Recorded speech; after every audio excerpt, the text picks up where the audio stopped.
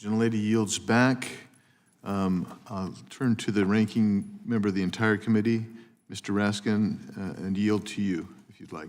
Thank you, Chairman Biggs. I appreciate it. And thanks to the ranking member, Ms. McBath. Thanks to the witnesses for joining us today. Criminal defense attorney Mike Chase has documented some of the most preposterous crimes in the federal code. For example, it's a federal crime to sell Swiss cheese without holes in it. Some people prefer Swiss cheese without holes in it, but it's a crime to sell it. It's also a federal crime to receive through interstate commerce a small toy ball that doesn't contain a warning that says this toy is a small ball.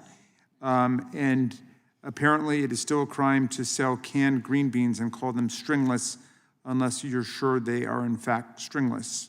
So prosecutors may be unlikely to charge some of these ridiculous crimes on their own, but overcriminalization is a serious problem nonetheless because it's an invitation to arbitrary prosecution and selective political prosecution.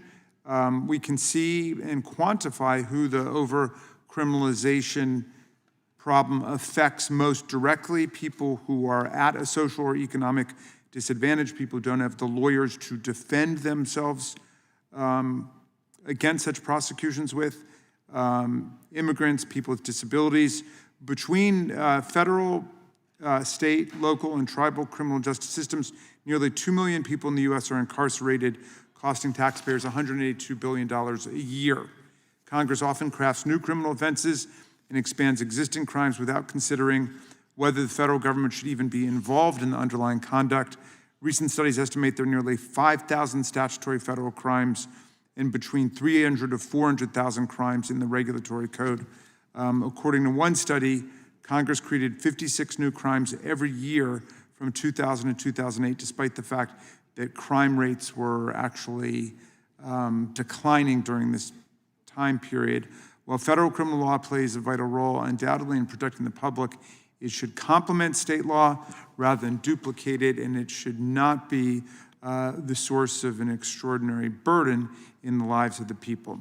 Some people seem to escape the trend of overcriminalization. Criminal prosecutions of white-collar crimes, from public corruption to tax evasion, have been declining for decades.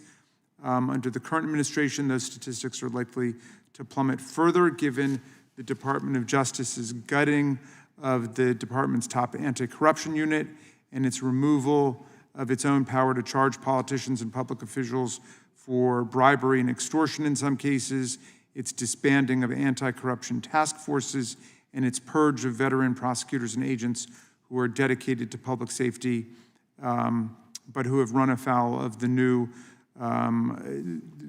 pinched political correctness standards of the administration.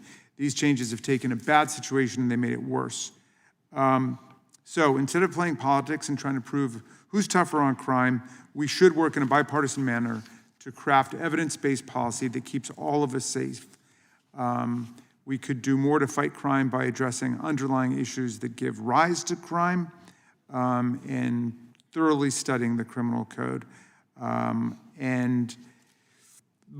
During last week's House Judiciary Committee consideration of the reconciliation bill, I tried to restore funding to hundreds of critical grant programs that were cut by DOGE.